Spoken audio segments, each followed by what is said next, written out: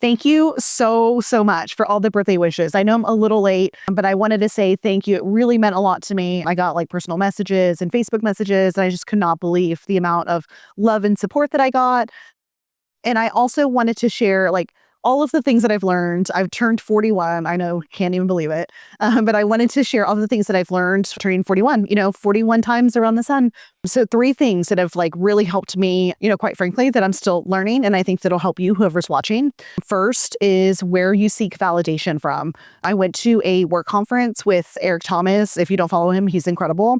Somebody had asked, like if I'm not getting a lot of like good jobs or like you're doing a good job, like good job. If I'm not getting a lot of that, then how do I get validation? He's like, well, you've made it this far.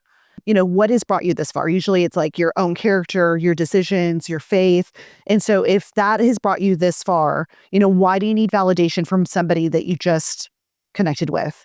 And so for me, validation comes from, and it comes from my faith, it comes from God, and then it comes from within. Like if I'm working, then I'm like, hey, good job, Priscilla. So you need to think like, am I giving myself validation? Number two, it is what I've learned is a lot of people say you attract what you are.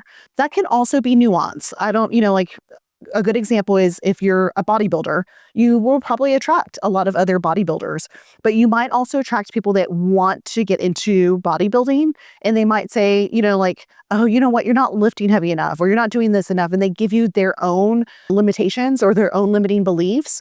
And so remember, like it is okay to set boundaries because you don't always attract what you are. Sometimes you attract what other people want.